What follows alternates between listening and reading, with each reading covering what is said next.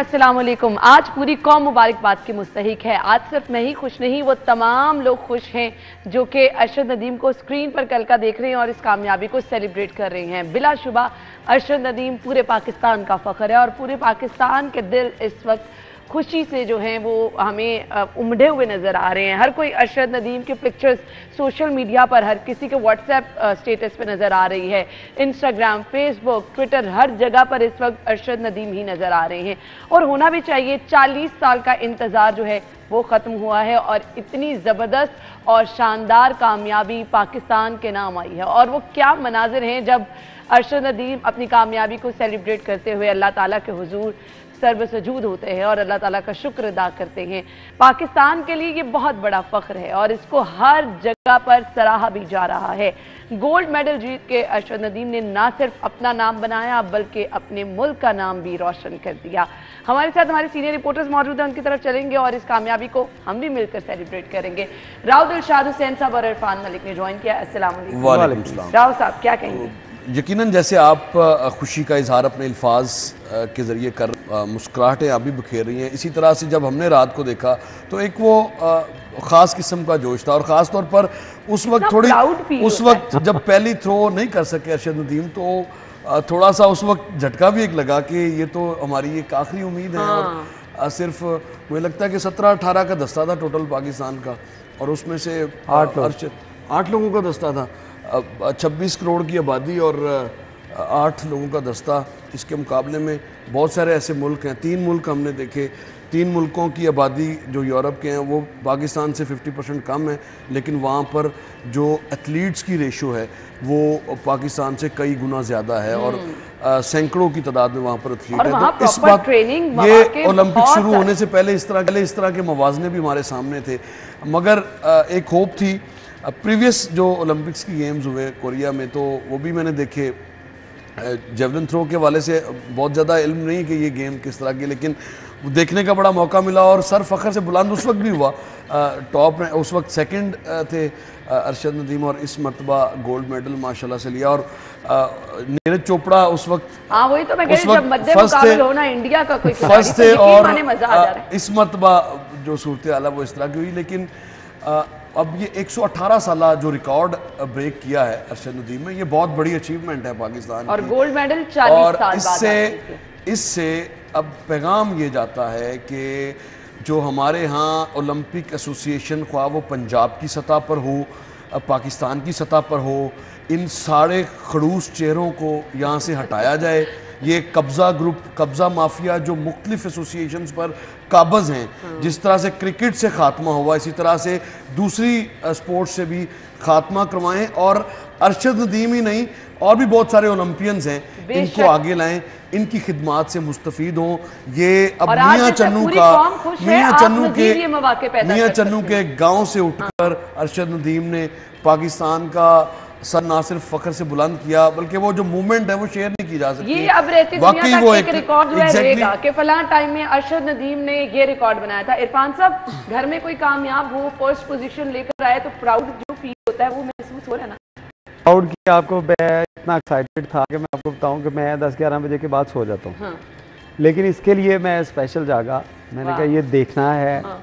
एक बड़ी होप थी कि वो सुनते हैं ना कि हिम्मत मर्दा मदद खुदा, तो इसको देख के ना वो फील आ रही थी कि एक शख्स, जैसे राव साहब ने कहा कि मियाँ वाली में एक गांव में, मियाँ चन्नू के एक गांव में रहने वाला और कोई इतना बड़ा कोई ज़मींदार नहीं, गरीब आदमी, और घर के अंदर ही जो ईंटें और इस तरह की चीज़ों, उसके साथ जो है वो एक्सरसाइज करने वाला नौजवान, वो कहाँ तक पहुँचा। और उसके साथ साथ ये सूरत हाल थी कि जब ये मैच देख लिया, फतह हासिल हो गई, हमें अल्लाह का शुक्र अदा किया और उसके बाद आप बिलीव करेंगे मैं रात 1:30-2 बजे तक जागता रहा। इस वजह से इतना एक्साइटेड हो गए थे कि सोशल मीडिया पे जिधर भी देखें, जैसे आपने कहा, मुझे कहीं आप सोशल मीडिया अपना स्क्रॉल करें तो आपको कहीं ऐसे लोग नजर आते हैं जो आपके फ्रेंड लिस्ट में शामिल हैं, उन्होंने अरशद नदीम के साथ तस्वीरें करवाई हुई हैं और वो बड़े प्राउड के साथ उसको जो है वो शेयर भी कर रहे हैं। तो उस वक्त मुझे भी हुआ कि मेरे साथ अरशद नदीम की तस्वीर यानी आपने ये मिस आपके तो शो में आ चुके हैं काफी मर्तबा। बिल्कुल ऐसा ही है। मैं सिर्फ अब इससे आपको अना यूसुफ, इससे आपको सबक सीखना है। बिल्कुल, मैं इसी तरफ आने वाली थी। ये मौके हम पंजाब 12 करोड़ की आबादी है और 12 करोड़ की आबादी में से अगर पंजाब गवर्नमेंट जो इस वक्त है, अगर तो वाकई वो संजीदा है, तो इस मौके का फ़ायदा उठाकर आप अपनी तमाम स्पोर्ट्स की रिवाइवल पर काम कर सकते हैं। आप ज़िलाई सतह पर इसके लिए बड़ा आसान काम है कि आप जितने भी सरकारी डिपार्टमेंट्स हैं इसके अंदर स्पोर्ट्स कोटे के ऊपर जो भर्तियां थी उसको दोबारा से जो बहाल कर। नौकरी मसला है। असल इशू ये है कि अरशद नदीम बेचारा उस गाँव में अपने घर के अंदर अगर प्रैक्टिस करके आपको गोल्ड मेडल लेके दे सकता है, तो जिनको आप नौकरी पे रखेंगे, जिनके लिए आप कमर्शियल इदारे आपके बहुत से बैंक आपके इनके साथ अटैच होते थे। हम कई प्लेयर्स के नाम जानते हैं जो तमाम जो कमर्शियल बैंक्स थे उनके साथ अटैच थे। बहुत से इदारे थे, सरकारी इदारों का स्पोर्ट्स फंड मौजूद होता है, स्पोर्ट्स कोटा, वो स्पोर्ट्स कोटे में इनकी भर्तियां, इनके लिए वहाँ पे ग्राउंड्स हो, इनके लिए प्रैक्टिस हो, इनके लिए ट्रेनिंग के इंतजाम किए जाएं, तो पाकिस्तान के अंदर बहुत सा टैलेंट है। शहरों के मुकाबले आपस में करवाएं। मियां चन्नू से आपको एक टैलेंट मिला जिसने आपको गोल्ड मेडल ला दिया। तो ऐसे कई मियां चन्नू में और भी नौजवान होंगे, कई ऐसे लोग आपको गुजरांवाला में नजर आएंगे, कई ऐसे नौजवान आपको लाहौर में नजर आएंगे, फैसलाबाद, मुल्तान, बहावलपुर में कई ऐसे नौजवान नजर आएंगे जो आपका सर फख्र से बुलंद। देखें, एक अरशद नदीम ने पूरी कौम को यकजा कर दिया। कल आपने खुसूसी तौर पे देखा होगा कि तमाम सियासी पार्टियां, तमाम मकातबे फिक्र के लोग जो है वो कल एक पेज थे, कल एक पेज पे थे। कल कोई ये बात नहीं कर रहा था कि अरशद नदीम जो है वो नून लीग के दौर में उसने फतह हासिल की या उसने पीटीआई के दौर में उसने गोल्ड नहीं था लिया। सजदे के मनाजिर है ना, ये तो रोंगटे खड़े कर रहे हैं, यकीन मानिए। और ग्रीन कलर जो नजर ऐसा मजेदार काम था कि वो मैं आपको बता रहा हूँ कि इतने एक्साइटेड थे कि मैं रात 1:30-2 बजे तक जागता रहा। फिर इसी चक्कर में सोशल मीडिया देखते रहे और ये चीजें देखते रहे, बाकी फील हो रही थी, मजा आ रहा था। फ्लैग को कैरी किया और पूरे ग्राउंड का चक्कर भी लगाया। और ये बड़ी रेयर मोमेंट्स है जी हमारी लाइफ में। तो हम तो 40 साल बाद 92 की मैंने बात तो पहली दफा देखा, आपने तो शायद दूसरी तीसरी दफा देखा होगा। मैंने सुना हुआ 92 का 92 के वर्ल्ड का नहीं, मैं गोल्ड मेडल ओलंपिक्स की बात कर रहा हूँ। 92 में आखिरी गोल्ड मेडल जो था हॉकी में शायद वो पाकिस्तान के नाम रहा, ये सुना हुआ हमने देखा। साहब मुझे ये बता दें, हम क्योंकि सरकार की बात कर रहे थे कि थोड़ी सी उनकी तवज्जो अब इन मामलात में चाहिए।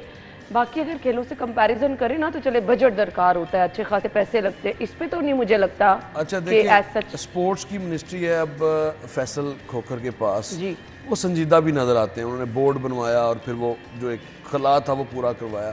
अब गुजारिश ये है कि इस पर फैसल खोखर की मैं बात नहीं कर रहा, मैं कर रहा हूँ वज़ीर आला पंजाब को लीड करना चाहिए।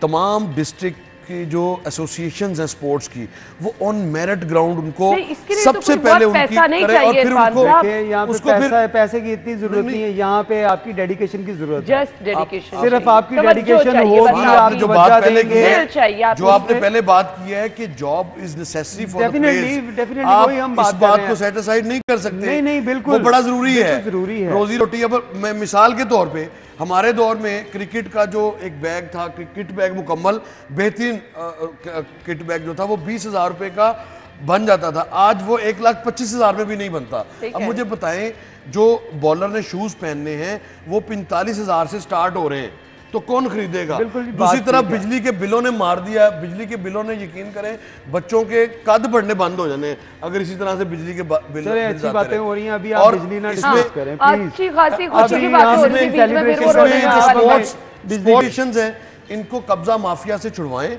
जो हटधर्मी है इस पे सख्ती से देखिए, बात वही है कि अगर आज हमने ना सीखा ना वफाकी सतह पर भी, अगर तो आप चाहते हैं कि आइंदा, अब 4 साल है आपके पास ओलंपिक्स के लिए इरफान साहब, 4 साल में अगर आप 300 से 400 का दस्ता भेजने में कामयाब होते हैं तो समझ लें आपने काम किया। अगर आप काम नहीं करते, आज का दिन ना सिर्फ सेलिब्रेशन का दिन है बल्कि हमें बता रहे हैं, सिखा रहे हैं कि हमारे पास बहुत जबरदस्त टैलेंट मौजूद है, जिसको निकालने की जरूरत है, जिसको तराशने की जरूरत है, जिसको सामने लेकर आने की जरूरत है।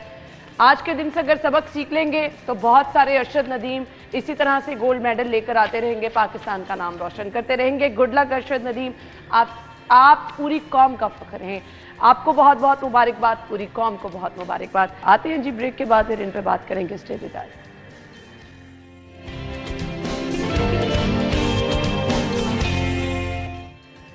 Welcome back once again. So 9th class का रिजल्ट आया है जी। जिनको जो कामयाब हुए हैं उन्हें हम मुबारकबाद देना चाहेंगे। कुछ रिजल्ट की डिटेल्स जी मैं आपके साथ शेयर कर दूं जी। नहम जमात के नताइज का ऐलान हुआ है। कंट्रोलर इम्तहानात जाहिद मियाँ और सेक्रेटरी बोर्ड बुशरा बीबी ने नताइज का ऐलान जो है वो किया है। गुज़श्ता साल से 13 दिन पहले नताइज का ऐलान किया गया। नहम जमात के इम्तहान में 2,87,000 उम्मीदवारों ने हिस्सा लिया था। 1,27,836 उम्मीदवार कामयाब हुए हैं जी। 2 लाख में से 1,27,836 उम्मीदवार कामयाब हुए हैं और कामयाबी का तनासुब जी 44.5 रहा है। तो जो लोग कामयाब हुए हैं उनको हम मुबारकबाद देना चाहेंगे। जो लोग कामयाब नहीं हो सके उन्हें कहेंगे जी दिल लगा के मेहनत करें। अब वो तो दिल लगा के मेहनत करेंगे, अब हमने क्या करना है। 2 रुपये 56 पैसे फी यूनिट बिजली महंगी। इरफान साहब, ये इस खबर के बाद के अरशद नदीम ने 40 साल बाद रिकॉर्ड तोड़ दिया। मैं मेरे ख्याल से आज अरशद नदीम होना चाहिए था, इनको साइड में कर। इस गवर्नमेंट ने भी तमाम रिकॉर्ड तोड़ दिए हैं। कि आप देखें कि हर 10-15 दिन के बाद आलमी रिकॉर्ड भी तोड़ दिए। पता नहीं कौन कौन से रिकॉर्ड तोड़ेंगे। ये पता नहीं कौन कौन से रिकॉर्ड तोड़ेंगे। एक तारीखी रिकॉर्ड बना, ये भी एक तारीखी रिकॉर्ड है कि आप देखें कि यूनिट जो अगर जिसका 500 से ऊपर जा रहा है उसका यूनिट इस वक्त 72 रुपये है और ये 2 रुपये 56 पैसे बीच में और ऐड होंगे। इसका मतलब है कि वो 74 रुपये पे उसका यूनिट जाएगा। अब 74 रुपये यूनिट जो बंदा पे करेगा तो उसकी आप सोच सकते हैं कि क्या हालत होगी। फिर उसके साथ जो जुल्म किया जा रहा है कि आप हर बार कोई ना कोई नया स्लैब वाला तमाशा लहदा से खड़ा किया और आप उस स्लैब के साथ आप हर बार कोई ना कोई नया टैक्स ऐड कर देते हैं। फिर आप कहते हैं नहीं फ्यूल एडजस्टमेंट के भी हमने पैसे ऐड करने हैं। गरीब आदमी के लिए मुश्किल से मुश्किल कर दिया गया है कि एक तरफ हुकूमत जो है वो कह रही है कि हमने गरीब आदमी को रिलीफ देना है, दूसरी तरफ ऐसी बिजलियाँ गिराई जा रही हैं और बिजलियाँ भी ऐसी कि जिससे जो है वो लोगों की रहन सहन जो डिस्टर्ब हो गया है, पूरा उनका घर का सिस्टम पूरा तबाह हो गया है। कि अब जिसको बिल आएगा, फ़र्ज़ करें अगर किसी का बिल जो है वो 50,000 रुपये आ गया और उसकी सैलरी जो है वो 60,000 रुपये है, तो उसके बाद मुझे बताएं वो बेचारा क्या करेगा। आप लोगों को कह रहे हैं कि आप बिजली चोरी करें, आप कह रहे हैं कि लोग जो है वो लाइनमैन को पैसे दे, मीटर रीडर को फ्रॉड की तरफ लेके जा रहे हैं, ना कि उन्हें रिलीफ देने के लिए। वो मामलाते हैं जो लोगों को बीमार कर रहे हैं, लोगों के घर में लड़ाई झगड़े का सबब बन रहे हैं। मतलब आपके पास देखे ना भाई ने भाई को कई जगहों पे ऐसे बड़े खातून ने खुदकुशी कर ली और फिर इस तरह के कई वाकयात रिपोर्ट हो रहे हैं। कोई गुर्दे बेचने पर वो अक्सर चला। अच्छा, मैं ये कल ही पढ़ रहा था कि कालाबाग डैम बनाएं तो आपको 1400 अरब रुपए की ज़रूरत है, लेकिन आप हर साल 2500 अरब रुपए दे रहे हैं इनको IPPs को। आप अंदाज़ा लगाएं कि फैसला साज़ों को कुछ तो सोचना चाहिए कि कर क्या रहे हैं आप। जो आपके वाटर रिजर्वायर हैं जो कि सस्ती तीन बिजली आपको मिल सकती है, वो अगर आप सोलर पैनल भी लगाते हैं तो उस पर भी आपको पहले इन्वेस्टमेंट ही करना पड़ेगी, बाद में बिजली।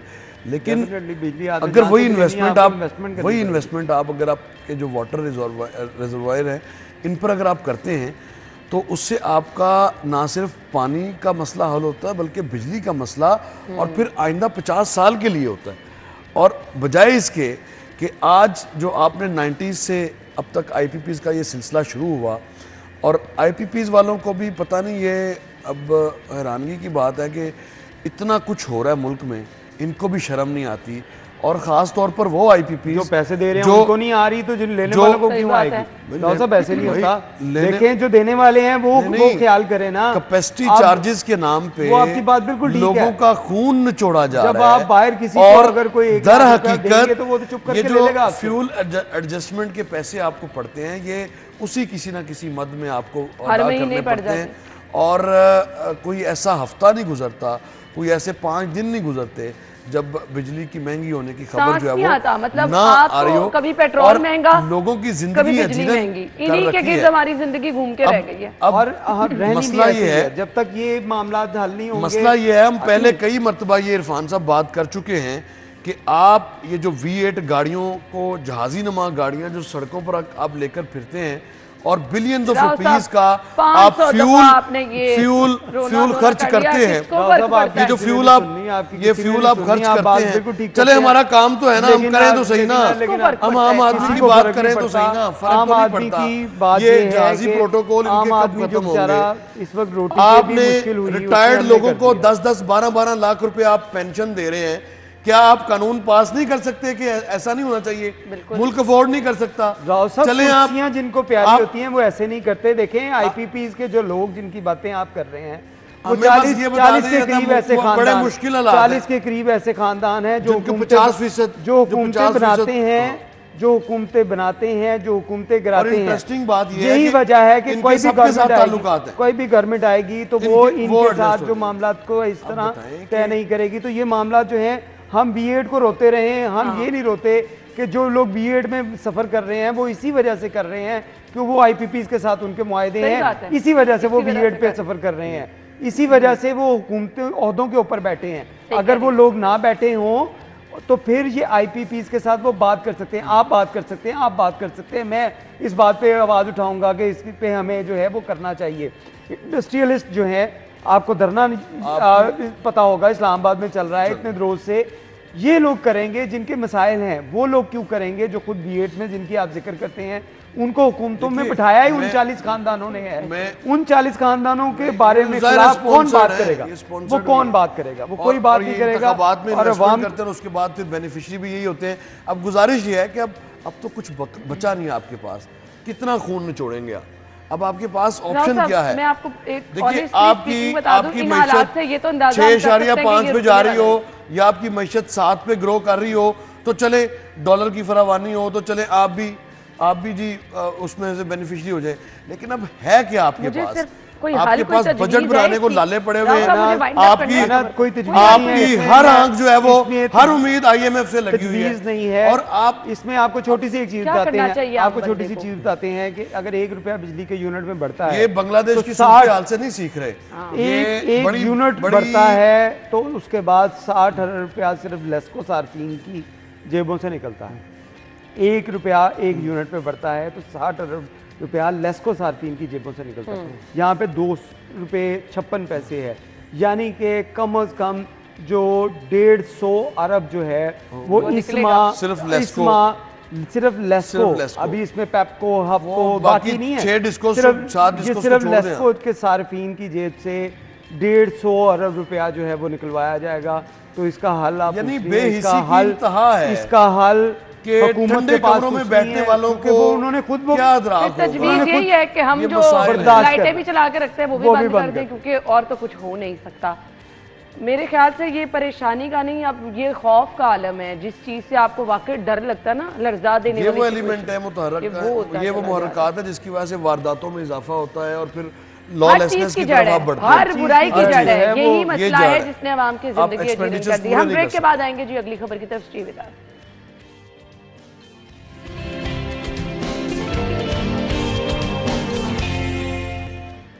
Welcome back. खबर ये है जी, मोटरसाइकिल रिक्शों का दाखिला बंद रोड कॉरिडोर पर टोल टैक्स जो है वो आयद किया जाएगा। इसका मेरे ख्याल से आने वाले कुछ दिनों में इफ्तिताह भी बाकायदा होने जा रहा है। राहुल साहब, बिल्कुल, वज़ीर आला पंजाब इसका इफ्तिताह करेंगी। ये बुनियादी तौर पर प्रोजेक्ट शुरू किया गया था निगरान हुकूमत के दौर में, और निगरान हुकूमत के दौर में ये प्रोजेक्ट तकरीबन कंप्लीशन के करीब था। उसके बाद ये नज़रअंदाज किया गया, पैसे रोके गए, जिसकी वजह से और इस प्रोजेक्ट की वजह से जो अजियत ये इस टन्योर में जो लोगों को हुई है वो बहुत ज़्यादा, मतलब कि ये तकरीबन कोई 15 से 20 लाख की आबादी है जो उस पार है, और उनमें से अक्सरियत ऐसे लोग हैं जो कि इधर जो गुलशन रावी, सांदा या मोनी रोड और इस तरह के एरियाज़ में, चौहान रोड पर, मलिक पार्क में ये लोग आते हैं और आकर यहाँ पर अपना जो मेहनत मजदूरी करती हैं। ख़ास तौर पे बड़ी तादाद है ख़वातीन की, और उनके लिए जो पैसेज छोड़े जाने चाहिए थे उसमें LDA ने जो है वो गफलत का मुजाहरा किया, और वो जो बहुत ज़्यादा है। और उसके बाद फिर जो साइड रोड्स हैं वो भी मुकम्मल नहीं अभी तक हुई। वहाँ पर मैं एक दिन रात, ये प्रीवियस वीक गुजरा हूँ वहाँ से, तो यकीन करें खौफ का आलम, और लगता ही नहीं कि ये बंद रोड है। अब आपने जो रोड एक्सेस कॉरिडोर जो बना दिया वो तो बड़ा लश-पश और वो नज़र आता है, लेकिन साइड रोड्स को निगलेक्ट किया गया, जिसकी वजह से वहाँ पर मसाइल और ज़्यादा लोगों के बड़े हैं। प्रोजेक्ट की वजह से लोगों को सहूलत होनी चाहिए वैसे, और होती भी है हमेशा। इंफ्रास्ट्रक्चर के जो प्रोजेक्ट्स हैं, रोड इंफ्रास्ट्रक्चर के ख़ास तौर पर, वो लोगों के लिए आसानियाँ पैदा होती हैं, लेकिन यहाँ पर जो महकमाना गफलत की वजह से, हालांकि जब इसकी प्रेजेंटेशन दी गई होगी तो इसके बहुत ज़्यादा जो फ़वाइद हैं वो बयान किए गए होंगे, लेकिन अब जबकि इसको कंप्लीट करने जा रहे हैं तो इसकी साइड रोड्स में कहीं कहीं सीवरेज ख़राब है, कहीं पर तोड़ फोड़ वैसे की वैसे पड़ी है, लैंड एक्विजिशन इसकी करनी है कहीं पर, तो वो उसको बीच में छोड़ दिया गया है। तो ये मसाइल भी साथ इसके अगर कर लिए जाते तो लोगों को अजियत का सामना ना करना पड़ता। लोग बेचारे बड़े परेशान हैं, खास तौर पर बंद के उस पार जो अब तो दुख खत्म होने वाला है, और ख़त्म नहीं होने वाला, नया दुख शुरू होने वाला है। इनसे पूछे ना, ये कल ही कह रहे थे कि मैं तो बड़े आराम से बाबू साहब से चढ़ता हूँ और डीआईजी ऑफिस पहुँच जाता हूँ। तो मैंने इनको कल ही कहा है कि आप सबर ना करें, आपसे 70 रुपये वसूल किए जाएंगे वापसी के और 70 रुपये जाने के। तो कह रहे थे नहीं नहीं नहीं नहीं ऐसा नहीं होगा, और पहली खबर वही है ना। इसमें जब ये प्लान दिया गया था और निगरान हुकूमत की तरफ से ये प्लान बनाया गया था तो उसमें ये टोल टैक्स नहीं था बिल्कुल। अच्छा, इसमें अब ये टोल टैक्स ऐड कर दिया गया, और इसमें एक बड़ी वजह आपको मैं बताऊं कि जब ये कॉरिडोर, जैसे राव साहब ने भी बताया कि ये तकरीबन ऑलमोस्ट जो है वो फिनिश हो चुका था, ख़त्म हो चुका था, लेकिन 10-15-20% जो है वो रह गया था, जिसके फंड रोक दिए गए, नहीं शुरू हुआ। अब जब फंड जारी किए गए तो उसके बाद सबसे पहली ख्वाहिश ये थी वज़ीर आला पंजाब की कि उसकी जो एंट्रेंस होगी, एंट्रेंस के ऊपर उनकी बड़ी खूबसूरत सी एक तस्वीर लगे और उसके बाद बताया जाए कि ये कॉरिडोर है। तस्वीर लग गई, फिर उसके बाद कहा गया कि नहीं ये कोई अच्छी नहीं लग रही, इसके लिए आप मज़ीद जो हैं इसके बनाएं, एक जैसे ठोकर न्याज के बेग के ऊपर आपको एक कॉरिडोर नज़र आता है कि एंट्रेंस के लिए, उस टाइप का एक कॉरिडोर बनाएं ताकि वहाँ पे टैक्स भी जो है वो कलेक्शन की जा सके। तो निगरान हुकूमत की तरफ से ये प्रोजेक्ट के अंदर कोई टैक्स नहीं था। टोल प्लाज़ा मौजूद था, उस टोल प्लाजे से जैसे पहले रिंग रोड का वो टोल प्लाज़ा जिसको कंसीडर किया जाता था उसको इस्तेमाल करने के लिए, कि वहाँ पे जो हैवी ट्रैफिक थी वो वहाँ से टैक्स पे करके जाती थी, दूसरी आम ट्रैफिक जो थी वो आसानी से वैसे ही बगैर टैक्स के निकल जाती।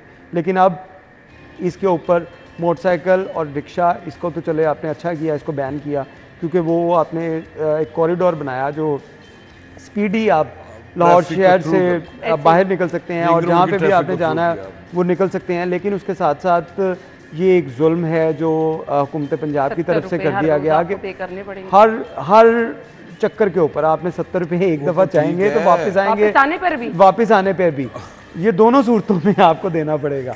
फिर उसके मैं तो बड़े आराम से जाता हूँ, हाँ, मैं जाके वहाँ मेरे लिए मतलब कौन जाएगा। हाँ, मेरे लिए बड़ा वो इजी था कि जब मैंने डीएजी ऑफिस जाना था तो मैं इस चंद साल पहले लेट्स सपोज अगर आपने ठोकर न्याज बेग वाला जो बाईपास है ठोकर न्याज बेग से, अगर आप बाबू साहब से ठोकर न्याज बेग जाते हैं तो ये 5 रुपये हुआ करता, 5 रुपये की बजाय ये 3-4 सालों में ये मल्टीप्लाई करके अब इसको उसको भी 35-37 रुपये पता नहीं कितना हो गया वो भी। तो अब गुजारिश ये है कि आपने हर जगह से पैसे कमाने हैं, बस कोई तो जगह छाड़ दो। सही बात है, ये है कोई जगह से छाड़ दो। अब ये कॉरिडोर जो है ये विद इन द सिटी है, ये शहर के बाहर नहीं है। और इंटरेस्टिंग ये बताता हूँ कि ये तो जनाब बन जाएगा मियाँ मोहम्मद नवाज शरीफ साहब का हल्का है। इसका ज्यादातर जो इसका एरिया इस हल्के का आता है वो मियाँ मोहम्मद नवाज शरीफ साहब का आता है। बिल्कुल बत्ती चौक से शुरू होकर और ये सांदा गुलशन रावी तक, और ये वज़ीर आला साहिबा यहाँ पर टूल टैक्स आप लगा रहे हैं, लोगों ने आना जाना। इसकी 2 चीजें इस प्रोजेक्ट में नागजीर हैं, वो आपको आज नहीं तो कल करना पड़ेंगी। कोई भी इसका मकसद बताया कि टोल टैक्स का, मुझे बता दें इसकी वजह। इसका मकसद हमेशा ये होता है कि हमने जो असल में अखराजात किए रेवेन्यू से उसको पूरा पहले करेंगे। तो और ये टोल टैक्स का मकसद ये होता है कि जब आपने एक सड़क बनाई, उससे पैसे कलेक्शन की, जब उसकी कॉस्ट पूरी होगी तो उसके बाद आप इरफान साहब एक मिनट, इसमें टोल टैक्स से ज्यादा जरूरी ये है कि 2 चीजें जरूरी करें इसमें। जो पेडिस्ट्रियन वॉकवेज हैं वो इस प्रोजेक्ट में निगलेक्ट किए गए हैं, इसके लिए आपको कुछ ना कुछ करना है। और इसके लिए जो लोगों को परेशानी है, मरीजों को लाना हो, वो परेशानियाँ, उसके अलावा जो बहुत ज़्यादा तादाद में मुझे बहुत ज़्यादा लोगों ने ये कहा है कि वहाँ पर वारदातें हो रही हैं, जो पैसेज बनाए गए हैं 1-1 किलोमीटर पे, वहाँ पर वो इतना पैसेज नहीं है, ज़रा सी बारिश हो तो सारी ट्रैफिक वहाँ पे स्टक हो जाती है। इसका कुछ आपको सद्देबाब करना पड़ेगा, और उसके अलावा अदरवाइज़ लोगों को बहुत मुश्किलात हैं, ख़ास तौर पर जो पैदल लोग आते हैं बहुत बड़ी तादाद में, और ये मियां नवाज शरीफ का हल्का है, वहाँ पे चलिए, आपको मैं लोगों कहती की हूँ, आसानी के चलिए, लिए मैं कहती हूँ नागुज़ीर भी था ना अगर टोल टैक्स, क्योंकि 70 रुपए तो बहुत ज्यादा मतलब है। वो तो अब कम से कम है ही 70 रुपए कि इस तरह जुल्म रिंग रोड पे कम से कम है। वहाँ पे जितने लोगों ने सफर करना है उससे आप जितना और कितना पैसे निचोड़ेंगे। एक तरफ आप बिजली के टैक्सेस बढ़ाई जा रही है, पेट्रोल आपकी कीमतें बढ़ रही हैं,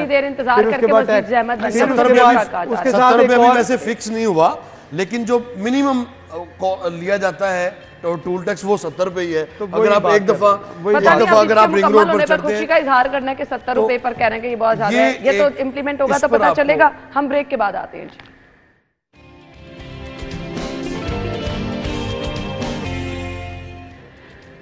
वेलकम बैक। खबर यह है कि नेस्पाक को फिजिबिलिटी और PC1 की जिम्मेदारी तफवीज़ कर दी गई है। दादा दरबार में मदीना मुनव्वरा की तर्ज पर छतरियां लगाने का फैसला किया गया है, और आई थिंक ये भी निगरान दौरे हुकूमत में हुआ था, और बड़ा खूबसूरत मंजर होगा। बहुत शानदार चीज़ थी, बहुत शानदार चीज़ थी निगरान सेटअप में।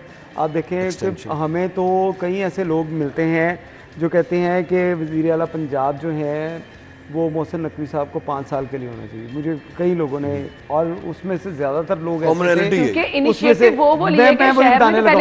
उसमें से ज्यादातर लोग ऐसे हैं जो ये रिक्वेस्ट करने वाले हैं, या ये उनकी ख्वाहिश है, जिनका ताल्लुक पाकिस्तान तहरीक इंसाफ से था। अच्छा, पाकिस्तान तहरीक इंसाफ के उनके जो फॉलोअर्स हैं, जो मोहसिन नकवी के फॉलोअर बन चुके हैं, वो इस बात को कह रहे थे, क्योंकि उस दौर के अंदर जितने भी काम किए गए, मतलब कि आप हॉस्पिटल्स को ले लें, आप पुलिस स्टेशन को ले लें, आप सड़कों का जाल देखें, आपने इंडस्ट्री के लिए जो कुछ किया, आपने फिर इसके लिए ज़राअत के लिए जो कुछ किया, ये एक मिसाली इक़दाम थे। और इतने महदूद वक्त के अंदर इस तरह के मिसाली काम जो है, 1 साल 1 माह, उस 13 माह के अंदर जितने मिसाली काम किए गए, मैं नहीं समझता कि पाकिस्तान की 75 साल तारीख में या 76-77 साल तारीख में आज तक इतनी स्पीड में, इतने महदूद वक्त के अंदर इतना काम हुआ हो। काम हुआ होगा, लेकिन इस स्पीड से और इतने महदूद वक्त में, जब आपको, अब देखें असल इशू होता है कि लोगों को पता होता है कि हमने तो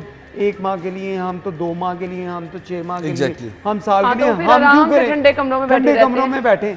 लेकिन उस शख्स ने वो जो एक दिन भी, लास्ट डे भी जो था, वो भी काम किया। तो मैं समझता हूँ कि ऐसी मिसालें आपको नहीं मिलती। और सबसे बड़ी बात इसमें जो सरकारी वसाइल का, वो तो ठीक है, लेकिन दाता साहब की जो हम बात इस्तेमाल था, अपनी गाड़ियां इस्तेमाल की, एक्सटेंशन, ये उनकी बड़ी ख्वाहिश थी कि बीबी पाक दामन को किया। तो उसके बाद उनकी ये ख्वाहिश, दोनों प्लान इकट्ठे थे ये, कि बीबी पाक दामन दरबार जो है इसकी एक्सटेंशन होगी, इधर भी होगी, और इसके लिए थोड़ा सा इशू ये था कि इसकी लैंड एक्वायर करनी थी, बाकी चीजें करनी थी, क्योंकि इसको एक्सपैंड करना, 5 कनाल 5 मरले जो जगह थी वो इसमें ऐड हो रही थी। आप यकीन माने वहां भी जाना हुआ तो इतने जायरीन दुआएं, और यही, और आपका कभी पहले इत्तेफाक अगर हुआ है तो वो आपको, मैं पहले भी गई थी, उसका वो मंजर आप देखें तो क्या है। बल्कि मैं वालदा बता रही थी कि बहुत ज्यादा वहाँ पर तो सहूलियात के साथ साथ इंतजाम भी वहाँ पर हुए, और ये दोनों जो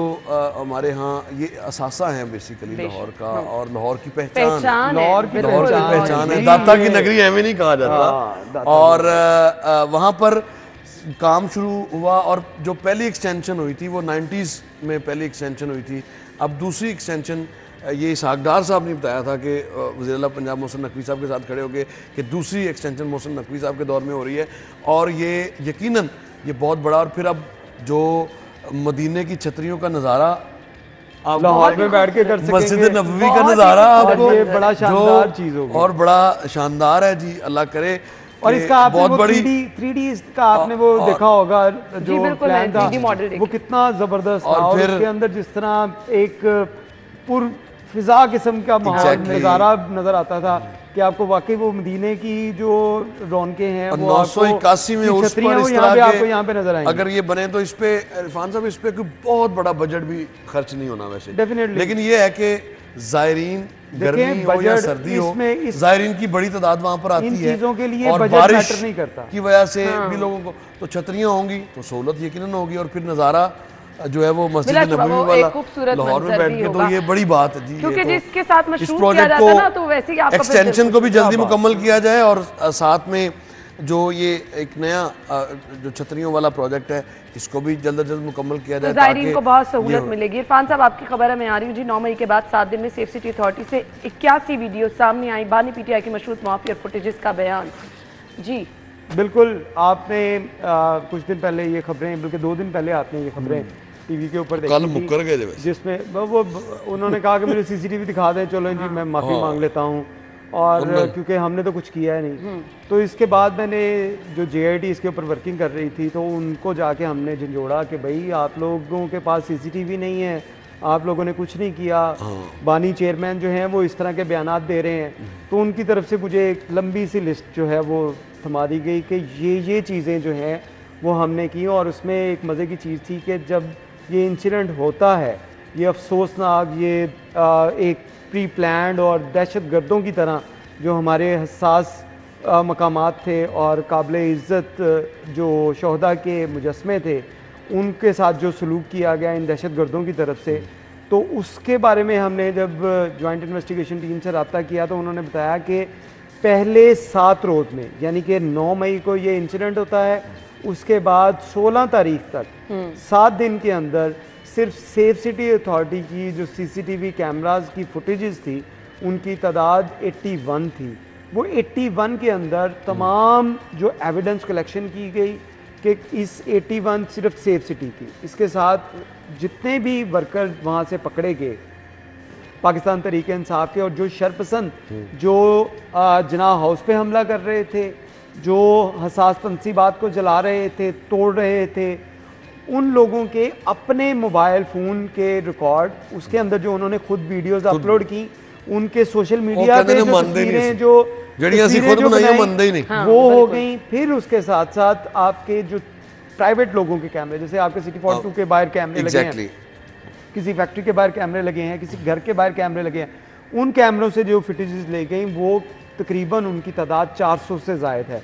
यानी कि 400 वो और 81 ये सेफ सिटी की। फिर उसके साथ जो जुल्म किया गया, जिसकी ये बातें करते हैं कि हमें जो जिना हाउस की फुटेज दिखाई जाए, भाई जिना हाउस में पूछे नहीं ठहरे, जिना हाउस में आपने छोड़ा क्या? जिना हाउस में आपने हर चीज तो जला दी। आपने कायदे आजम की जो वहां पे यादगार चीजें पड़ी थी उन तक तो जला दिया। तो फिर आप सोच रहे हैं कि वहां पे आपसे पूछे कि क्या CCTV कैमरा जो है वो अफगानिस्तान से आके उसने वर्दी ले रही थी, और फिर क्या यास्मीन राशिद साहिबा काबुल से आई थी, क्या सारे लोग जो बाकी जो लोग हैं जो इनकी वीडियोस मौजूद हैं, और इसमें उसको तो झुटलाया नहीं ना जा सकता। अब गुजारिश ये है कि जो बहुत बड़ी फेवर मिल रही है बदकिस्मती के साथ, अभी 5-6 दिन पहले की बात है कि बरतानिया में एहतजाज 10 रोज पहले की बात है, और कल हमने देखा है कि जिन लोगों ने तोड़फोड़ किया उनको सजाएं मिलना शुरू हो गई हैं। और ये जो हमारे यहाँ जुडिशरी है, ये यहाँ पर बस इससे ज़्यादा क्या कह सकते हैं कि कम अज़ कम इनकी अपनी जो वीडियोस, मिसाल के तौर पे सनम जावेद साहिबा हैं, वो पॉलिटिकल वर्कर है, ठीक है, पॉलिटिकल वर्कर के जज्बात भी होते हैं, उनकी अपनी बनाई हुई वीडियोस जो है वो मौजूद है। और क्या जो प्रोसिक्यूशन है, इतनी कमजोर प्रोसिक्यूशन है पंजाब गवर्नमेंट की कि वो ये वीडियोस जजेस को नहीं दिखा सके, इनको दिखानी चाहिए। राव साहब, इरफान साहब, आपके वक्त का शुक्रिया। हम हेडलाइंस के बाद आते हैं जी।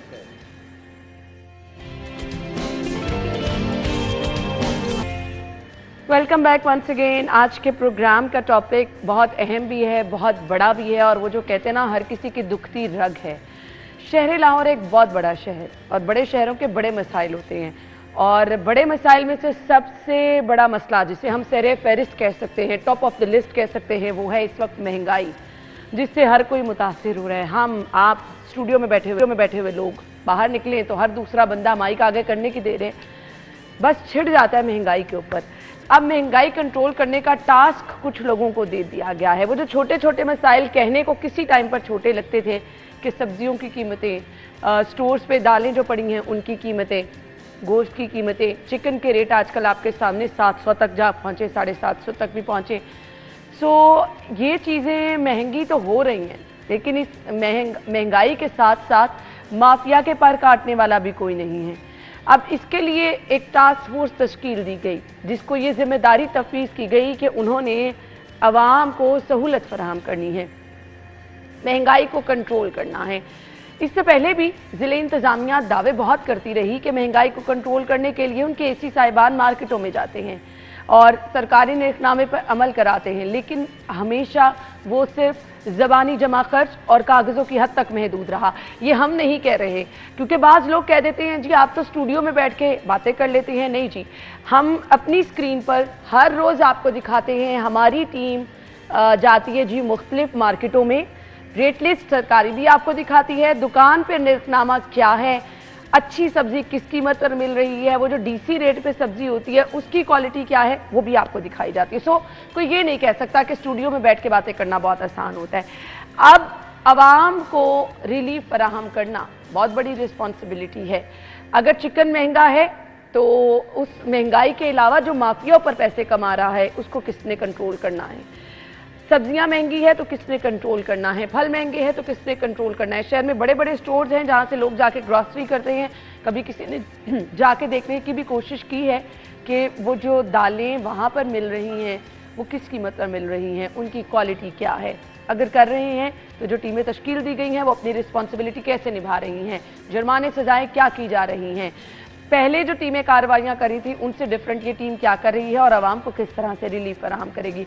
हमारे साथ हमारी मेहमान मौजूद है। मैं तारुफ कराना चाहूँगी, chairperson price control task force Punjab Salma Bhatt साहिबा ने हमें ज्वाइन किया है, जिन्होंने रिसेंटली ये जिम्मेदारियाँ संभाली हैं। सो उनको वेलकम भी कहेंगे और नो डाउट एक चैलेंजिंग सीट है, तो उनसे पूछेंगे वो इस पर कितनी जो हैं वो नज़र आ रही हैं पुरजोश के वो आवाम को रिलीफ दे सकेंगी। अस्सलाम वालेकुम सलमा। वालेकुम अस्सलाम जी, थैंक यू सो मच, आपके वक्त का बहुत बहुत शुक्रिया। बहुत शुक्रिया।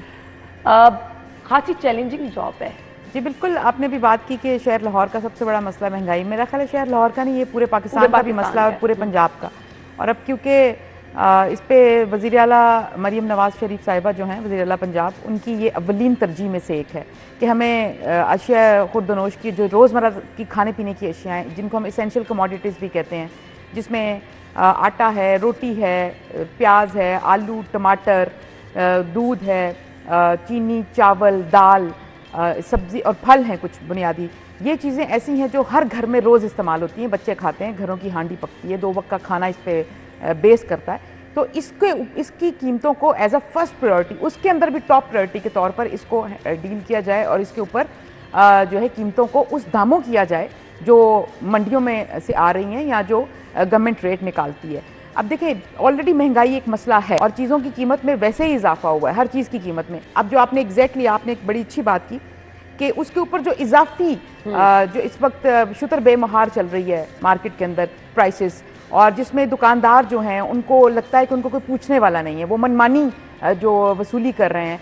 और फिर आप देखिए बाज़ औक़ात हम जाते हैं, जब मैं अभी 2 हफ्ते मुझे हुए और जिसमें से 1 हफ़्ता पूरा मैंने पिछला गुजारा लाहौर की तमाम तहसीलों के, मैंने बड़े बड़े मार्केट्स के, दुकानों के, मुर्गी की दुकानों के, सब्जियों की दुकानों के, फ्रूट्स की दुकानों के, स्टोर्स के, डीसी काउंटर्स के, मंडियों के विजिट किए खुद जाकर। हम गुफ्तगू का सिलसिला आगे बढ़ाएंगे और शहर का बहुत अहम और बड़ा मसला हम डिस्कस कर रहे हैं, जिसकी वजह से मेरे ख्याल से सभी लोग परेशान भी हैं। सो सलमा साहिबा उस पर काफ़ी मुतहरिक है जी। प्लान बता रही थी आप सलमा साहिबा। जी बिल्कुल, मैं ये बात करी थी कि जो वज़ीर आला मरीम नवाज़ शरीफ साहिबा हैं, ये उनका बहुत बड़ा एक ये तवज्जो की वजह है कि उन्होंने इसके ऊपर एक खसूसी जो है टास्क फोर्स तश्कील दी और इस टास्क फोर्स को ये कहा कि ये हर मुमकिन इसको बनाना है, चीज़ों की कीमतों को वहाँ पर लेकर आना है जो सरकारी रेट है।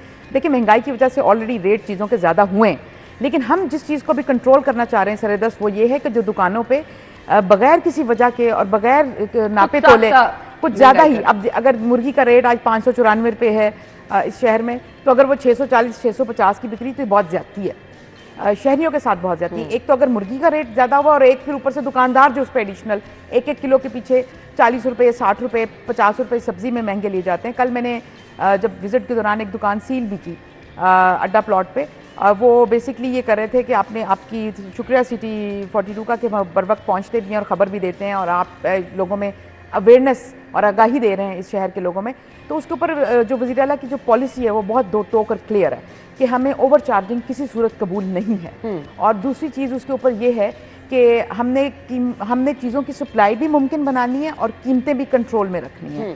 और तीसरी चीज़ उसमें ये है कि जब ये जो ग्रां फरोशी है और जो लोग ओवर चार्जिंग करके पहले सोचते हैं कि वो उनको कोई पूछने वाला नहीं है, चाहे वो मुर्गी हो, आलू महंगे बिक रहे हैं। अब नया आलू और पुराना आलू का रेट बहुत फ़र्क हो गया, जिसमें लोग नए आलू की आड़ में कीमतों को बहुत ऊपर लेकर जाने की कोशिश करें दुकानदार। और हमें एक एक चीज़ का पता है कि कमोडिटी दूध है, जैसे दूध को 160 रुपये इसका सरकारी कीमत है तो 200 रुपये पे भी बिक रहा है, दही 240 रुपये पे भी बिक रहा है और फिर उसमें मिलावट भी हो रही है। तो हम इस तरह का क्रैकडाउन करना शुरू किया। लेकिन अभी आप जो पहले बात करी कि एडमिनिस्ट्रेशन काम करी थी, हो ये रहा था कि इसके ऊपर कोई डेडिकेटेड फोर्स नहीं है। एक तरफ तो ये आवाम का सबसे बड़ा मसला है। देखें, ये मैं एक चीज़ अब कहना चाहती हूँ, आवाम का इस वक्त सबसे बड़ा मसला ये है कि खाने पीने की अशिया में महंगाई, और वज़ीर आला की तवज्जो का जो सबसे बड़ा जो मरकज़ है वो है कि इस महंगाई को कंट्रोल करना। तो अब जो अवाम का जो सबसे बड़ा मसला है वो वज़ीर आला की सबसे बड़ी तवज्जो बन चुकी है। और इसके लिए हम देखेंगे कि आप आने वाले दिनों में कि हम इस तरह से क्रैकडाउन करेंगे कि जिसमें इसको कंट्रोल किया जाए। और दूसरी चीज़ ये है कि सिर्फ क्रैकडाउन नहीं, इसमें हम इसके ऊपर वज़ीर आला की बहुत पिछले 2-3 महीनों की इतनी ज़्यादा काविश है कि उन्होंने इसकी एक एक चीज़ को खुद डिटेल में बैठकर समझा है कि इसके बैकड्रॉप में क्या चीज़ें हैं, मंडियों में क्या हो रहा है, मंडियों में बोली कैसे निकलती है। मैं खुद जाकर विजिट करती हूँ उसको, होलसेल का क्या रोल है, आड़ती का क्या रोल है, फड़िया क्या करता है, कितने हाथों से निकल के कितने मिडल मैन उसमें इन्वॉल्व है। फिर चीज़ जब होती है रिटेलर के पास आती है जिसकी वजह से कीमत बहुत ज़्यादा बढ़ जाती है, उसमें हम क्या तब्दीलियां ला सकते हैं कि वहाँ से कीमत को कंट्रोल किया जा सके। पोल्ट्री के अंदर जो है, जो फीड की कीमत जो आए रोज चेंज होती है, चूजे की कीमत जो होती है वो उसमें बहुत तब्दीली आती है, जिसकी वजह से फिर एक सप्लायर जो है, सप्लायर एक बहुत बड़ा इशू है कि वो सप्लायर उसकी रेट जो है उसको रिटेलर तक पहुंचाने में रेट को बहुत आगे ले जाता है। वो इन चीज़ों को कंट्रोल करना भी बेसिकली इसी इसी डिपार्टमेंट का हिस्सा होगा। और इसके ऊपर वज़ीर आला ने एक डेडिकेटेड जो पहली मरतबा पंजाब में ही होने जा रहा है हिस्ट्री में कि इसके ऊपर प्राइस कंट्रोल के ऊपर और प्राइस कंट्रोल के इन्फोर्समेंट के ऊपर डेडिकेटेड एक डिपार्टमेंट बनाया जा रहा है, और जी जिसकी पूरी डेडिकेटेड ह्यूमन रिसोर्स होगा, फोर्स होगी, जिसकी रिस्पॉन्सिबिलिटी होगी। अभी तक हो ये रहा था कि इसके ऊपर क्योंकि कोई मुनज़्ज़म बहुत ज़्यादा कोई इदारा नहीं है, इसको आप कह सकते हैं कि एडहॉक पे हो रहा है। जो डिस्ट्रिक्ट एडमिनिस्ट्रेशन है उसके और बहुत से कामों के साथ ये एक एडिशनल काम है। तो अब जब इसके ऊपर एक इदारा आ रहा है जो कि काबीना से अप्रूव हो चुका है, जो इंशाल्लाह जिसके ऊपर असेंबली में लेजिस्लेशन होगी और जिसके बाद वो क़याम में आएगा, जिसके ऊपर डेडिकेटेड फोर्स बनाई जाएगी, जिसके पीछे सप्लाई मैनेजमेंट सिस्टम डेवलप किया जा रहा है, जिसके पीछे मंडियों के अंदर जो लूप होल्स हैं उनको किस तरह से मिनिमाइज किया जा सकता है। फिर इसके अंदर एसोसिएशन जो हैं, जैसे पोल्ट्री एसोसिएशन है, करियाना एसोसिएशन है, ताजर एसोसिएशन है, फिर उनका क्या रोल है, फिर वो पंजाब लेवल पर भी हैं, फिर वो डिस्ट्रिक्ट लेवल पर भी हैं, फिर उनकी फिर उसके अंदर जो आड़तीज हैं जो मंडियों में बैठे हुए हैं उनका क्या किरदार है, जो गल्ला मंडियां हैं जो हमें, जैसे फैसलाबाद सबसे बड़ी गल्ला मंडी है जहाँ से हमें दालें आती हैं, जहाँ पे हमें, और फिर हमने ये भी देख रहे हैं, आइडेंटिफाई कर रहे हैं कि पंजाब के मुख्तलिफ अजला में आप देखें इसकी डिवीजन हमें करनी पड़ेगी। अब लाहौर में, मुल्तान में, रावलपिंडी जो है, फैसलाबाद, गुजरांवाला, सियालकोट, ये बड़े शहर हैं, इनके डायनामिक्स कुछ और हैं, इनके अंदर अर्बन पॉपुलेशन ज़्यादा है, फिर इसके हालात मुख्तलिफ हैं। और फिर जब आप नीचे जाते हैं देहाती रूरल सेटअप की तरफ, उधर चीज़ें बहुत मुख्तलिफ हैं। फिर कई जगह पर ये इशूज़ होते हैं कि आप वहीं पे चीज़ें प्रोडक्शन सेंटर्स हैं, कुछ डिस्ट्रिक्ट सिर्फ डिमांड तो है लेकिन प्रोडक्शन अपनी नहीं है। जब ट्रेवल करके चीज़ें जाती हैं उनकी कॉस्ट क्या होती है। फिर आजकल जैसे प्याज की कीमत कुदरती तौर पर थोड़ी सी ऊपर आ रही है, उसकी बहुत बड़ी वजह यह है कि हमारा जो लोकल प्याज है वो अब इस वक्त नहीं ख़त्म हो गया। हम प्याज बाहर से लेकर आ रहे हैं, हम बलोचिस्तान से लेकर आ रहे हैं, हम सिंध से लेकर आते हैं। साल के मुख्तलिफ औकात में जैसे कब सब्जियाँ खुद यहाँ उगती हैं तब सब्जियाँ हमें कम कीमत पे मौसर होती हैं, लेकिन जब बाहर के दूसरे सूबों से आती हैं तो कीमत में स्लाइट डिफरेंस आता है क्योंकि इंपोर्ट की वजह से बाहर से आ रही होती हैं। अच्छा, लेकिन इसकी भी सप्लाई चेन मैनेजमेंट को बेहतर बनाकर चीज़ों को उस दौरान में भी कैसे कंट्रोल रखा जा सकता है और सप्लाई कैसे बेहतर बनाई जा सकती है, इस डिटेल में हम जाकर वज़ीर आला की सरबराही में करूंगी। आई एम रियली इम्प्रेस्ड कि जिस तरह से डिटेल में आप सब चीज़ें बता रही हैं, तो आपने ये वर्किंग की है। अगर इसी तरह से इम्प्लीमेंट हो गया तो आई मस्ट से इम्प्लीमेंट पे भी मैं एक बात करना चाहती हूँ लोगों के लिए, आपके प्रोग्राम के तवसत से मैं पैगाम पहुंचाना चाहती हूँ कि इम्प्लीमेंटेशन में हमें बिल्कुल पता है कि उसमें क्या गैप्स हैं, हमने आइडेंटिफाई किए हैं। मतलब ऐसा है कि हम इस वक्त ऑनेस्टली ये जो टास्क फोर्स है हम लोग 24 घंटे वज़ीर आला की सरबराही में इस पर काम कर रहे हैं, कोई ऐसा लम्हा नहीं होता कि जब हम काम ना करें। और शुक्रिया कि आप जैसे लोग जब हमें बुलाते हैं और ये मौका देते हैं कि हम लोगों को बता सकें आपके प्रोग्राम्स के जरिए कि हम किस तरह के काम उनके लिए करें। बिल्ड करता जी बिल्कुल, हम जो इम्प्लीमेंटेशन के अंदर इसके हमारे पास जो प्राइस कंट्रोल मैजिस्ट्रेट्स हैं पूरे सूबे में, अभी क्योंकि मैंने बताया कि हम एडहॉक पे हैं और वो डिस्ट्रिक्ट एडमिनिस्ट्रेशन उनको मैनेज करती है, ये उनकी पार्ट टाइम जॉब है, लेकिन हम अब उनको सेंसिटाइज करें कि इट्स अ प्रायोरिटी नाउ। और दूसरी ये है कि जो प्राइस कंट्रोल मैजिस्ट्रेट्स के में बहुत सारी शिकायत भी मिलती हैं कि उनकी विजिलेंस नहीं है उस तरह से फील्ड के अंदर, तो हम इसके ऊपर प्रॉपर एक काम कर रहे हैं कि उनकी जो परफॉर्मेंस है उसके अंदर फिल फौरी इमीडिएट कौन से एक्शंस करके उसको एक्टिव किया जाए, उसको एफिशिएंट किया जाए, उसको लोगों की तवक्कुआत पे पूरा उतरने के काबिल बनाया जाए, जिसमें मैं ये बताना चाहती हूँ लोगों के अब मैजिस्ट्रेट खुद मार्केट्स में आया करेंगे, खुद वहाँ पे वक्त गुजारा करेंगे। और उसके बाद अब जो वो बहुत से लोग जो शिकायत हमें करते हैं कि उनकी तरफ से नेग्लिजेंस है उसको, और उसके ऊपर हम कार्रवाई भी करेंगे, उनकी परफॉर्मेंस डेली बेसिस पे गेज भी करेंगे। ये सारे इकदाम है जो हम ले रहे हैं, लेकिन जाहिर बात है ये इतना बड़ा इशू है और ये पूरे पंजाब में फैला हुआ है कि इसको हमारी कोशिश होगी कि विद इन डेज हम इसके ऊपर रिजल्ट ला कर दिखाएं और मैजिस्ट्रेट्स की जो परफॉर्मेंस है वो गेज भी होगी, मैयर भी होगी और वो हेल्ड अकाउंटेबल भी ठहराई जाए। सलमा साहिबा, मुझे आप खासी जो है वो लग रही है कि ये काम तो आप करके ही आप रहेंगी। मैं यहाँ पे एक स्ट्रॉन्ग मैसेज उस माफिया के लिए भी चाह रही हूँ, क्योंकि यहाँ पर तो हमने देखा है मामूली सी बात है, सील हुई दुकान अगले दिन या बल्कि चंद ही घंटों बाद वो दोबारा खोल के बैठे होते हैं। तो इस माफिया के लिए आपका क्या स्ट्रॉन्ग मैसेज? जी बिल्कुल, मेरा क्या वज़ीर आला का ये मैसेज है जो मैं देना चाहती हूँ आपके प्रोग्राम्स के तवस्सुत से। जो आपने माफिया की बात की, जो कार्टल्स हैं, देखिए दो तरह की चीज़ होते हैं। हम बहुत से लोगों को मिलते हैं, वो हमें कहते हैं कि फिर हम दुकान बंद कर देते हैं, एक तड़ी लगाते हैं। जब मैं फील्ड में भी जाती हूँ मुझे रोज़ ये सुनने को मिलता है, मैं कहती हूँ कर दो 100 बिस्मिल्लाह। अगर आप अपनी चीज कारोबार, मैं कहती हूँ कमा कर खाओ, लोगों से लूट कर मत खाओ, कमा कर खाओ लेकिन अवाम का लुकमा छीन कर मत खाओ। आप मुनाफा कमाएं, मुनाफा आपका हक है, आप कारोबार करते हैं मुनाफे के लिए। उसका मतलब ये नहीं है कि एक दुकानदार तो मुनाफा कमाए लेकिन उसके पास आने वाला 200-250 उस इलाके का बंदा जो है वो भूखा सोए, गरीब मर जाए, गरीब दब जाए, गरीब पिस जाए। आप अपना मुनाफा भी रखें लेकिन उसकी भी तो सोचें, जिसके घर की 2 वक्त की रोटी चलनी है, आपकी सब्जी और आपके उससे। माफियाज के लिए मेरा ये पैगाम है कि जो आप ये एक जो आसान हल ढूंढा हुआ है कि आप जाते हैं, हम जाते हैं, आपको जुर्माना करते हैं, हम जुर्माना करके हटते हैं, आप पीछे से चीज़ 2-3 रुपए और महंगी करके उस जुर्माना लोगों से रिकवर कर लेते हैं। रूटीन में ये चल रहा है। मैं हकीकत बातें करना चाहूँगी, मैं कोई पर्दा नहीं डालना चाहूँगी। आप जब तक हकीकत में इशूज़ को आइडेंटिफाई नहीं करते, सामने नहीं लेकर आते, उनका इकरार नहीं करते, आप उनका हल नहीं तलाश कर सकते। क्योंकि ये हमारी हुकूमत की और वज़ीर आला की रिजॉल्व है कि इस मसले को हल करना है। तो इन जो इश्यूज़ हैं मैं खुद आपको आइडेंटिफाई करके दूंगी, उनको छुपाऊंगी नहीं, उन पर पर्दा नहीं डालूंगी। और दूसरी चीज़ ये है कि अब हम सिर्फ ये नहीं करेंगे कि आज सील कर दी और कल सुबह आप निकल गए, दोबारा वापस चले गए। और पहली बात यह है कि इस पर अब हम इस पर कोई सिफारिश नहीं, जो एक पॉलिटिकल प्रेशर होता है, बिल्कुल मुझे वाज़ेह हिदायत है वज़ीर आला की तरफ से, कोई पॉलिटिकल प्रेशर नहीं आएगा। आपके दुकानदारों के इलाके के MPA, MNA और मिनिस्टर्स सिफारिश करके कोई ना सिफारिश करेगा और ना कोई आपको बचाएगा इस बेस पे। दूसरी चीज़ ये होगी कि हम आपको फाइन सिर्फ नहीं करेंगे, अब हम FIRs भी काटेंगे और हम दुकान 2 घंटे 4 घंटे के लिए सील नहीं करेंगे। अब हम इतनी देर के लिए सील करेंगे कि आपको भी सेक पहुंचे। हाँ, सादा जो मैसेज है वो ये है कि अब ग्राम फरोशी पे सेक पहुंचेगा। चलें जी, ये बहुत अच्छी चीज़ है, क्योंकि इस तरह से ही कार्रवाई की ज़रूरत थी कि आप किसी को मिसाल बनाएं ताकि किसी के दिल में खौफ हो कि भाई हमारे साथ भी कोई जो है वो बुरा अंजाम होगा अगर हम गलत करेंगे। Thank you so much. और ये जब चीज़ें हमें मार्केट में नज़र आना शुरू होंगी, मेरा आपसे प्रॉमिस है मैं आपका नाम लेकर जो है ज़रूर अप्रिशिएट करूँगी, क्योंकि जिस तरह से मुझे आपकी काविशें नज़र आ रही हैं तो आई विश कि हमें बाहर से भी ऐसी खबर सुनने को मिले कि ग्राम फरोशी जो है इंशाल्लाह, तो मैं बिल्कुल ऐसे ही है। ये आपकी कामयाबी नहीं है, ये हम सबकी कामयाबी होगी मिलजुल कर, क्योंकि हमारी काविश भी यही होती है कि आवाम को कम से कम रिलीफ मिल सके। Thank you so much and good luck. बहुत बहुत शुक्रिया आपके बात के लिए। हम ब्रेक के बाद आपको ज्वाइन करेंगे।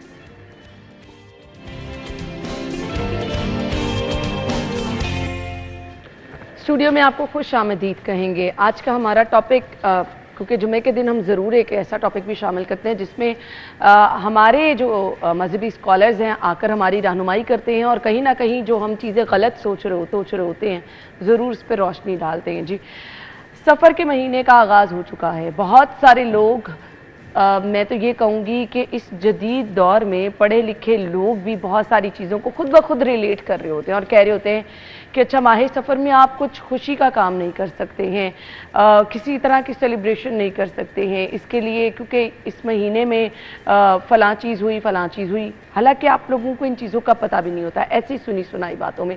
या फिर आप इस महीने में जी रात के टाइम खुले बाल बाहर नहीं जा सकते, पता नहीं अजीब अजीब सी लोग बातें करते हैं। इस्लामी नुक्ता नज़र से माह सफ़र में क्या कुछ इस तरह की बातें हैं जो आप लोगों ने ऐसी बना रखी हैं, उस पर ज़रूर रोशनी भी डालेंगे क्योंकि हर महीना अल्लाह ताला ने बनाया है, हर महीने में कुछ ना कुछ ख़ास उस पाक परवरदिगार ने रखा है। ये जो हम खुद से चीज़ें एसोसिएट कर लेते हैं इनके असल में सदाकत कुछ नहीं होती है। हसन महमूद जमाती साहब मजहबी स्कॉलर हैं, हमारे साथ मौजूद है, इस मामले पर रोशनी डालेंगे। अस्सलाम वालेकुम हसन। वालेकुम अस्सलाम। बहुत बहुत शुक्रिया आपके वक्त के लिए। सबसे पहले तो मुझे ये बताइएगा, बहुत सारी चीज़ें सुनते हैं हम माह सफ़र के हवाले से कि फ़लाँ काम आप करना चाहें तो नहीं कर सकते, कोई खुशी का काम करना हो नहीं कर सकते, निकाह करना हो नहीं कर सकते। सबसे पहले माह सफ़र की कुछ अहमियत पर रोशनी डाल दीजिए। बिस्मिल्लाहिर्रहमानिर्रहीम, अल्लाहुम्मा सल्ली अला सय्यिदिना व मौलाना मुहम्मद व अला आलिहि वसहबिहि बारिक वसल्लम। सबसे पहले तो मैं अप्रिशिएट करना चाहूँगा कि आपने ये बहुत ही अहम टॉपिक है, बहुत ही अहम टॉपिक है, ये वक्त की बहुत ज़रूरत है, इसके ऊपर बात करनी चाहिए। और बिलखुसूस मीडिया का यही किरदार है जो आप अदा कर रहे हैं कि मीडिया लोगों को एजुकेट करे इन पर्टिकुलर चीज़ों के ऊपर, क्योंकि हमारे यहाँ हम इंडो पाक के अंदर अभी तक उन कुछ चीज़ों के ऊपर हमारे बिलीव्स जो हैं वो अभी तक पुख्ता हैं, और उन्हीं में से एक ये भी है और माह सफ़र के हवाले से है। मैं इस पर थोड़ी सी इसका बैकग्राउंड अर्ज़ कर देता हूँ कि माह सफ़र के हवाले से दौर जाहिलियत में, और दौर जाहिलियत हम उस दौर को कहते हैं जो करीम आका सल्लल्लाहु अलैहि वसल्लम की बेअसत से और आपकी ऐलान नबूवत से पहले का दौर है। आका अलैहिस्सलाम तशरीफ़ लाए और उसके बाद से हमारे लिए सिर्फ़ और सिर्फ वो चीज़ें अथेंटिक हैं जो आका अलैहिस्सलाम ने इरशाद फरमा दी है। तो कुरान मजीद में सूरह तौबा के अंदर अल्लाह रब्बुल इज़्ज़त ने इरशाद फरमाया इन्ना इद्दतुश्शुहूर इंदल्लाह, कि अल्लाह रब्बुल इज़्ज़त के नज़दीक ये जो महीने हैं इस्ना अशरा, ये 12 हैं फ़ी किताबिल्लाह, जिनको अल्लाह ने किताब में लिख दिया है। यानी अल्लाह के यहाँ जो गिनती शुमार होती है वो 12 महीनों की कैलकुलेशन है। उस हिसाब से सफ़र ये एक दूसरा महीना है, एक कैलेंडर का दूसरा महीना है। इट्सेल्फ कोई भी महीना, कोई भी दिन ना अच्छा है ना बुरा है, कोई भी ऐसा नहीं है। इस्लामी नुक्ता नज़र ये है कि तमाम ही दिन ये बरकतों वाले हैं। हम अल्लाह रब्बुल इज़्ज़त के हुजूर पेश हो रहे हैं, उसके हुजूर दुआ कर रहे हैं, तकवा इख्तियार कर रहे हैं, तो हर दिन हमारे लिए बाइस बरकत है। किसी दिन के हवाले से, किसी महीना के हवाले से कोई आयत मुबारका और कोई हदीस मुबारका मौजूद नहीं है। ये मैं कैटेगोरिकली अर्ज़ कर रहा हूँ। आम लोगों का तासुर होता है कि सफ़र में बलाएँ बहुत ज़्यादा होती हैं, आपको सदकात बहुत ज़्यादा देने चाहिए, ऐसी कोई सदाकत? आका अलैहिस्सलाम ने बड़ी वाज़ेह हदीस मुबारका हुज़ूर ने फरमाया ला अदवा वला तीरा वला हामा वला सफ़रा, ये बुखारी शरीफ की हदीस है। हुज़ूर ने फरमाया कि कोई छूत की बीमारी नहीं है कि लोग ये समझते हैं कि जो बीमारी खुद ब खुद किसी को लगी तो दूसरे को लगती चली जाएगी। ये ख़ास कॉन्सेप्ट है, ये एक अलग मौजू है। फिर इरशाद फरमाया कि कोई परिंदा, बिलखुसूस हमारे यहाँ ये जो उल्लू के बारे में तसव्वुर है, तो इस हदीस मुबारका में आका अलैहिस्सलाम ने उल्लू की भी वो नफ़ी फरमा दिया कि उल्लू से मुतल्लिक ये ख्याल रखना कि ये जिस जगह पर हो, जिस घर में हो, वहाँ नहुसत होती है। तो हुजूर ने फरमाया कि ये 4 चीज़ें जो गिन के फरमाई कि इनमें से किसी एक में भी नहुसत नहीं है, यानी ना किसी बीमारी में इटसेल्फ कोई ऐसा प्रॉब्लम मौजूद है। फिर इरशाद फरमाया कि ना उल्लू के अंदर कोई ऐसा है और ना ही ये कोई शगुन नेक या बुरा शगुन रखना ये कोई चीज़ है, और वला सफ़रा, और ना सफ़र के महीने में कुछ रखा हुआ है। तो ये बेसिकली एक मौजू रिवायत है। मौजू कहते हैं कि जो खुद से घड़ी गई हो, और उसके बारे में आका अलैहिस्सलाम का इरशाद ये है कि मन कज़्ज़बा अलैया मुतअम्मिदन फल्यतबव्वा मक़अदहु मिनन नार, जिसने जानबूझकर कोई ऐसी बात घड़ी और मेरी तरफ मंसूब की, उसने अपना ठिकाना जहन्नम बना लिया। ये एक घड़ी हुई हदीस है जिसका मफ़हूम ये है कि जो मुझे सफ़र के महीने के ख़त्म होने की खुशखबरी दे तो मैं उसको जन्नत की बशारत देता हूँ। ये एक झूठी रिवायत है जो मशहूर कर दी गई घड़ के, और हमारे लोगों ने आज तक इस पर बिलीव करना शुरू कर दिया। मैं फिर अर्ज़ कर रहा हूँ, सब महीने अल्लाह के हैं। कुरान मजीद में अल्लाह इरशाद फरमा रहा है, और कोई भी महीना, कोई भी दिन, उसके अंदर अपने अंदर जो कोई ऐसी खासियत नहीं पाई जाती, उसके अपने अंदर ऐसा कुछ भी नहीं पाया जाता सिवाय इसके कि आका अलैहिस्सलाम ने इरशाद फरमाया, जैसे मुहर्रम के दिनों के हवाले से इरशाद फरमाया कि उसकी 10वीं बड़ी अहम है, फिर रमज़ान के महीने के बारे में इरशाद फरमाया कि ये रहमतों के नज़ूल का महीना है, क्योंकि ख़ास इबादत हो रही होती हैं, अल्लाह का ज़िक्र अज़कार ज़्यादा हो रहा होता है। इन दिनों रातों के अलावा कोई महीना कोई दिन अपने अंदर कुछ ऐसी खासियत नहीं रखता सिवाय इसकी अल्लाह रब्बुल इज़्ज़त। तो ये हमारा जो बुनियादी कलिमा है ला इलाहा इल्लल्लाह, यानी अल्लाह के सिवा कोई माबूद नहीं। इसका मतलब ये है कि अल्लाह के सिवा कोई और कुछ करने वाला नहीं है। जो होता है वो अल्लाह रब्बुल इज़्ज़त करता है, चाहे वो बीमारी हो, बलाएँ हैं, आफतें हैं। इसको भी कुरान में इरशाद फरमाया मा असाबा का, कोई भी ऐसी अच्छी चीज़ नहीं है कि जो अल्लाह की तरफ से होती है। और जो फरमाया कि मा असाबा का मिन सय्यतिन फमिन नफ्सिक, अगर तुम्हें कोई तकलीफ़ पहुँचती है या कोई बुरा काम होता है, फरमाया फमिन नफ्सिक, जो तुम्हारी अपनी की हुई होती है। और अगर तुम अच्छाई तुम देखते हो कि ये कोई रहमत का नज़ूल है, तो ये अल्लाह रब्बुल इज़्ज़त की बारगाह से होता है। ये सूरह निसा के अंदर आकल अल्लाह रब्बुल इज़्ज़त ने इरशाद फरमाया। तो पता ये चलता है कि ये दिनों के बारे में एतकाद रखना या कुछ चीज़ों के बारे में एतकाद रखना, या यहाँ तक मैं इसमें दूसरी चीज़ ऐड कर देता हूँ, हमारे लोग कुछ लोगों के पास चले जाते हैं कि जी आप कोई फाल निकाल के दें, कोई निकाल के दें कि ये दिन बेहतर है हमारे लिए या ये महीने बेहतर हैं हमारे लिए। आका अलैहिस्सलाम ने इरशाद फरमाया, जब कोई शख्स किसी के पास चला गया और उसने ये पूछा तो उसने शिर्क किया। यानी ये कोई छुपा हुआ शिर्क नहीं है, ये वाज़े शिर्क है कि उसने अल्लाह के अलावा किसी के ऊपर बिलीव किया। और ये काम किया करते थे आका अलैहिस्सलाम की आमद से पहले वो लोग जो शिर्क करते थे, मुशरिक लोग थे। वो तीरों से परिंदों से फाल निकालते थे। वो परिंदे उड़ा कर देखते थे कि ये परिंदा दाएं जाएगा तो ये ठीक है, परिंदा बाएं जाएगा तो गलत है। उन्होंने कुछ तीरों के ऊपर हाँ ना और इस तरह की कुछ चीज़ें लिख कर रखी होती थी। वो तीर फेंक कर देखते थे, वो कहते थे, पता चलता था कि हाँ ये तीर निकल आया तो ये दुरुस्त है। और ज़मीन पर कुछ लकीरें निकाल के और कुछ लिख के, तो ये सारे काम हुजूर की बेइज्जत से पहले मुशरिक किया करते थे। आका अलैहिस्सलाम के आने के बाद ये सब चीज़ें ख़त्म हो गई। अब सिर्फ हमारा बिलीव ये है कि जो अल्लाह रब्बुल इज़्ज़त ने कुरान में इरशाद फरमाया, जो आका अलैहिस्सलाम ने इरशाद फरमाया, इसके अलावा कोई शख्स कुछ भी कहता है, कुछ भी बिलीव रखता है। एक बड़ी कॉमन चीज़ पाई जाती है हमारे घरों के अंदर, हमारे बड़े कहते हैं वो जी हमने अपने बड़ों से सुना है। हम अब वो बड़ों से वो सिलसिला अब बड़ों से सुना है, तो वो बेसिकली वो सिलसिला चला आ रहा है जो पार्टीशन से पहले हम जब एक पूरी को एग्जिस्टेंस के अंदर रहते थे, सारी मल्टी एथनिक लोग थे, मल्टी रिलीजन के साथ, मल्टी कास्ट के साथ लोग एक ही जगह पर रह रहे थे। मुख्तलिफ मज़ाहिब के लोग थे, मुख्तलिफ कौमियतों के लोग थे, हर एक का अपना अपना बिलीव था। वो अपने अपने मज़हब के मुताबिक जो जहाँ से उन्होंने सुना, तो हमारे लोगों के अंदर भी वही प्रैक्टिस थी। बिल्कुल। अब बहसीत मुसलमान हमारी प्रैक्टिस वो नहीं है कि जो उनसे हमने सुन लिया, हमारी प्रैक्टिस वो है कि जो हमें हमारा दीन बता रहा है। बिल्कुल। और आपके पास तमाम वो चीज़ें मौजूद हैं कुरान पाक की सूरत में जो आपको पल पल और मुकम्मल रहनुमाई देती हैं, तो फिर मेरे ख्याल से इसमें कोई दो राय रह ही नहीं जाती। लोग कहते हैं सफ़र के महीने में घर नहीं खरीदना, सफ़र के महीने में शादी नहीं करनी, सफ़र के महीने में कोई बड़ा काम। आपकी बातों से तो वाज़े हो गया। मुझे लगता है कि एक स्ट्रॉन्ग मैसेज लोगों को देना चाहिए कि ऐसा कुछ नहीं है। आप कोई बाबरकत काम करना चाह रहे हैं, कोई कारोबार शुरू करना चाह रहे हैं, तो आपको इंतज़ार नहीं करना भाई कि सफ़र का महीना ख़त्म हो जाए। ये बिल्कुल आपने बहुत ही अहम पॉइंट की तरफ इशारा किया है, क्योंकि हमारे यहाँ लोग कहते हैं जी इस दिन में ख़र्च भी नहीं करना चाहिए, ज़्यादा पैसे नहीं खर्चने चाहिए, सफ़र पे नहीं जाना चाहिए, क्योंकि फिर बंदा सारा साल सफ़र करता रहता है। ये अजीबो गरीब से ख्यालात हैं। ये कुल्लियतन इस्लामी तालीमात के मुनाफी हैं। कुल्लियतन शादी ब्याह करें, उसमें कोई रुकावट नहीं है। बल्कि पिछले दिनों इसी तरह आप ही के यहाँ पे एक प्रोग्राम के अंदर हम मौजूद थे, उन्होंने कहा जी कि वो खातून हैं, वो शादी उन्होंने की, वो बच्चा बारात रुखसती से पहले वो एक्सीडेंट हुआ, वो फोत हो गया, तो उनके घर वालों ने बच्ची के ऊपर इल्ज़ाम लगा दिया कि ये खातून मनहूस हैं, इनकी वजह से ऐसा हुआ है। खुदा का खौफ कीजिए, कोई फ़र्द और बिलखुसूस बहनें बेटियां ये मनहूस नहीं हुआ करती। दिन मनहूस और महीने मनहूस नहीं हुआ करते। ये सारे अल्लाह के दिन, अल्लाह के महीने हैं। आप अल्लाह पर बिलीव करते हुए काम करें, इंशाअल्लाह बिल्कुल खैर होगी। कारोबार करना चाहें, ख़र्च करना चाहें, करें। और मैं ये बेटियों वाली बात मैंने इसलिए क्योंकि हमारे यहाँ इस पर बहुत ज़्यादा बिलीव किया जाता है कि ये खातून आएगी तो कारोबार चलेगा। हसन साहब, ये होता है कि अगर कोई लड़की गई कहीं बया के, लड़के का कारोबार नहीं चल रहा, तो भाई लड़की के कदम अच्छे नहीं पड़े। बिल्कुल ऐसे ही है। तो ख़वातीन के बारे में जो ये अकीदा है, ये भी इस्लाम का नहीं है, ये किसी और मज़हब का है, ये किसी और कल्चर का हिस्सा है। वो लोग जो औरत को मनहूस समझते हुए उसको ज़िंदा जलाते रहे और उसको ज़िंदा दरगोर करते रहे और उसका पैदा होना ही नहुसत समझते रहे।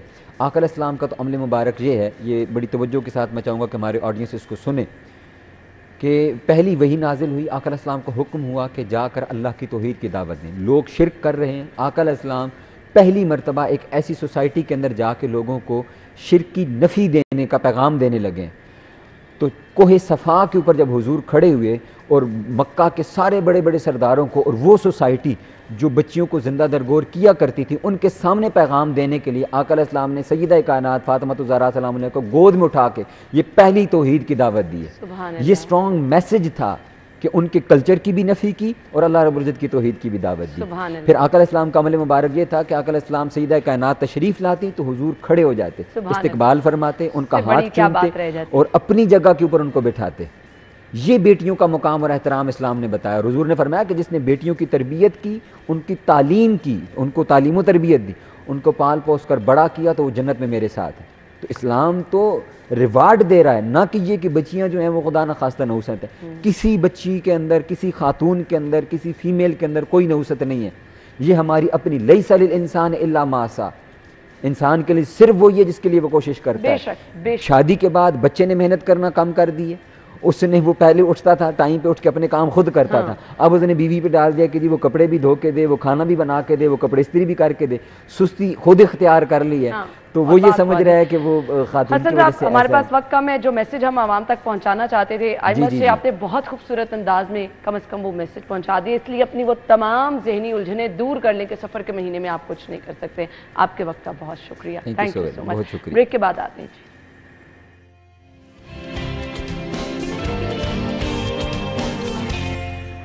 Welcome back. रेट लिस्ट बताने के लिए अफशा मार्केट में मौजूद है, उनकी तरफ चलेंगे। Over to you.